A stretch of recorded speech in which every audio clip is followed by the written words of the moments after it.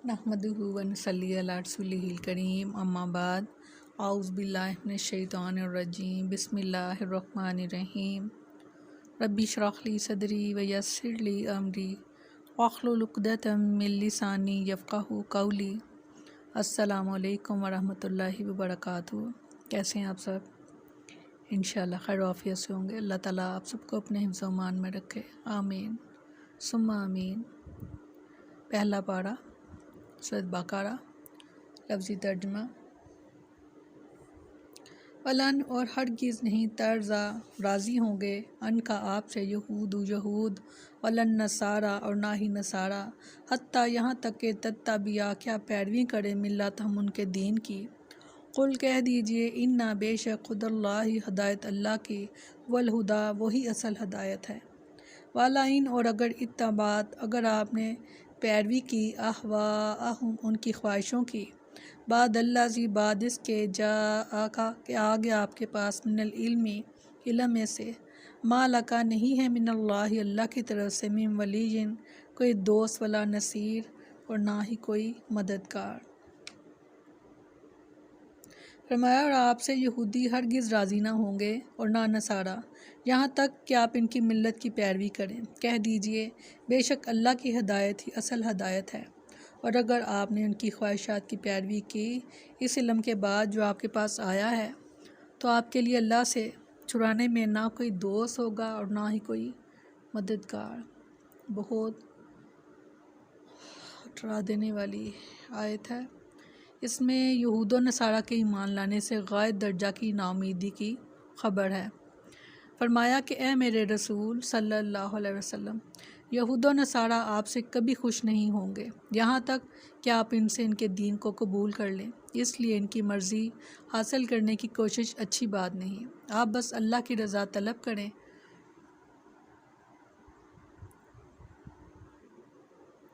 और इनके सामने दीन हक़ पेश करें जो आपको देकर भेजा गया है और जिसके अलावा कोई भी दीन हक़ नहीं। बेशक इनकी ये दावत और दुश्मनी आपको हरगिज़ नुकसान न देगी। यह आयत इस बात की दलील है कि यहूद व नसारा के पास हदायत नहीं, ख्वाहिश नफ्स है और वह दूसरों को इसी की तरफ बुलाते हैं। इसने उम्मत मुस्लिमा के लिए शदीद वईद है कि अगर कुरान और सुन्नत का इल्म आ जाने के बाद यहूद व नसारा की राह अपनाएंगे तो अल्लाह के अज़ाब से इन्हें कोई नहीं बचा सकता। ये है असल बात जो इस आयत से हमने अपने लिए लेनी है। शदीद वईद है। लिहाजा वही लोग कामयाब हैं कि जो किताब व सुन्नत से और इसकी खातिर बड़ी से बड़ी जो है कुर्बानी देने से भी दरेग नहीं करते। सैयदना मुगीरा बिन शोबा रज़ी अल्लाह अन्हु बयान करते हैं कि रसूलुल्लाह सल्लल्लाहु अलैहि वसल्लम ने फरमाया मेरी उम्मत की एक जमात हमेशा हक़ पर लड़ते हुए गालिब रहेगी। इनकी मुखालफत करने वाले इनको कोई नुकसान नहीं पहुंचा सकेंगे हत्ता कि क़यामत आ जाएगी। अल्लाह ताला ने बार बार में उम्मत मुहम्मदिया की तारीफ़ भी फरमाई है और उनकी ज़िम्मेदारी भी बताई है। अल्लाह ताला ने यहाँ पर तो फरमाया कि एक उम्मत में से एक जमात जो हमेशा हक़ पर रहेगी। जैसा कि हमने वो हदीस पढ़ी थी कि आप सल्लल्लाहु अलैहि वसल्लम ने फरमाया था कि मेरी उम्मत के 73 फ़िरके होंगे जिसमें से सिर्फ़ एक फ़िरका जो है वो जन्नत में जाएगा। तो सहाबा ने पूछा था अल्लाह के रसूल वो कौन सा फ़िरका होगा? तो आप सल्लल्लाहु अलैहि वसल्लम ने फरमाया था कि जो मेरे और मेरे सहाबा की पैरवी करेगा, उनके तरीक़े पर, उनकी सुन्नत पर चलेगा। तो यहाँ पर भी फरमाया कि एक जमात जो है वो हमेशा हक़ पर लड़ते हुए गालिब रहेगी और ये वही लोग हैं जिनकी तारीफ़ में ये बताया गया है कि वो कुरान और हदीस के मुताबिक अपनी ज़िंदगियों को ढालते हैं और जैसे ही उनके अपने मुतालिक कोई पता चलता है किसी भी हदायत के बारे में तो वो फ़ौरन उस पर अमल कर लेते हैं। तो यहाँ पर हमें शदीद जो वईद है वो ये है कि अगर कुरान और सुन्नत का इल्म आ जाने के बाद भी यहूद व नसारा की राह अपनाएंगे तो अल्लाह के अज़ाब से इन्हें कोई नहीं बचा सकता। अब ये ख़ुद को देखना है आपने कि कुरान और सुन्नत के आ जाने के बावजूद अल्लाह ना करे कि क्या हम ان کی خواہش نفس کی پیروی ہم تو نہیں کر رہے؟ اور اگر آپ غور و فکر کریں گے تو کافی ڈرا دینے والے حقائق جو ہیں وہ آپ کے سامنے آئیں گے، کیونکہ ایسا ہی ہو رہا ہے۔ ایسا اس لیے ہو رہا ہے کہ ہم دنیا کو دیکھ رہے ہیں، یہ بے چال ہے کہ جدھر ساری دنیا چل رہی ہے تو ہم بھی ادھر چلیں، جبکہ قرآن میں اللہ تعالیٰ نے جگہ جگہ ارشاد فرمایا کہ جو میری پیروی کریں گے وہ بہت کم لوگ ہیں، اور فرمایا کہ زیادہ تو ناشکرے ہی ہیں، زیادہ تو عقل نہیں رکھتے، زیادہ تو شعور ہی نہیں رکھتے، اور اکثر کہا گیا اکثر جو ہیں وہ لا یشعرون، لا یاقلون یا یعلمون، اکثر کے لیے یہ کہا گیا ہے۔ تو اللہ تعالیٰ کے جو خاص بندے ہیں وہ تھوڑی تعداد میں ہوں گے۔ اب دیکھیں جیسے 73 فرقوں میں سے ایک فرقہ جو ہے وہ صرف جنت میں جائے گا۔ یہاں پر بھی فرمایا کہ میری امت کی ایک جماعت ہمیشہ حق پر لڑتے ہوئے غالب رہے گی، ان کی مخالفت کرنے والے ان کو کوئی نقصان نہیں پہنچا سکیں گے حتیٰ کہ قیامت آ جائے گی۔ اللہ سے دعا کیا کریں اللہ ہمیں اس جماعت میں رکھنا جس کا کہ ٹھکانہ جنت ہوگا، اور اس جماعت کے ساتھ ہمیں جوڑے رکھنا کہ جو ہمیشہ حق کی بات کرے اور حق کا ساتھ دے اور سنت پر عمل کرنے کی اللہ تعالیٰ ہمیں خاص طور پر توفیق دے، اور اگر اس کا علم آ جائے تو پھر ہمیں فوراً سے یہود و نصارہ کے جو طریقے ہیں ان کو فوراً چھوڑ دیں، اپنی خوشیوں کو، اپنے غموں کو دیکھیں، چیک کریں کہ کہاں پر ہم ان کی پیروی کر رہے ہیں، کیونکہ وعید بہت سخت ہے۔ میری دعا ہے کہ اللہ تعالیٰ ہم سب کو اس آیت کو سمجھنے کی اور سمجھ کر عمل کرنے کی توفیق عطا فرمائے۔ تو بات تو آپ صلی اللہ علیہ وسلم سے کی جا رہی ہے کیونکہ ہم ان کی امت ہیں، تو آپ اس کو اپنے اوپر بھی ایسے ہی لیں گے بلکہ اس سے زیادہ۔